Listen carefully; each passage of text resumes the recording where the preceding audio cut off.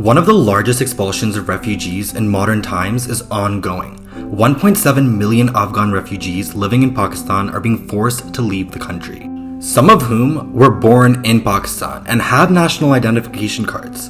The government says the so-called repatriation scheme has been in the works for months, but reports from several media organizations and videos flooding social media paint a grim picture of ordinary people who have made a life for generations in Pakistan who were suddenly uprooted.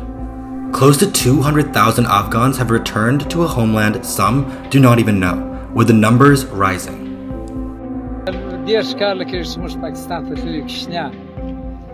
نو مطلب دا دیش کال موږ په پاکستان کې گزاره کوله مطلب بچان پیدا سوالت هغه وس افغانستان پیژنې چې افغانستان چې شریف ځوانان سوي دي نه نو اوس پر موږ داسې سخت راوسته چې مطلب موږ ته د معلومیږي چې موږ هغه خپل وطن بلې. Experts say the decision is linked to domestic politics and worsening relations with the Afghan Taliban in neighboring Afghanistan. But human rights groups say that the Pakistani government is using Afghan refugees as a scapegoat for their own policy errors. Pakistan propped up the Afghan Taliban in Afghanistan for decades, which ended up emboldening extremists at home, causing an uptick in militancy. It has been a top destination for Afghans fleeing conflict, with several million entering the country since the 1970s, with an additional 500,000 entering the country when the Taliban took over in 2021.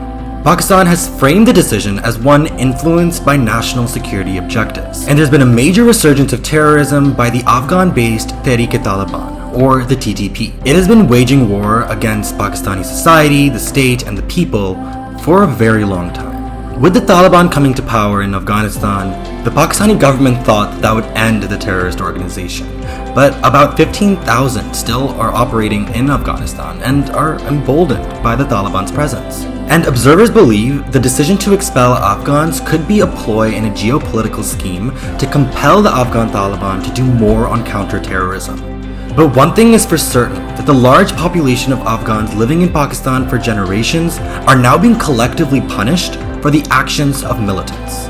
Even more concerning is the fate of thousands of women and girls who now face a bleak future, with no right to education or to work. Everyday families are being torn apart, and the mass movement of people could trigger another humanitarian crisis in Afghanistan.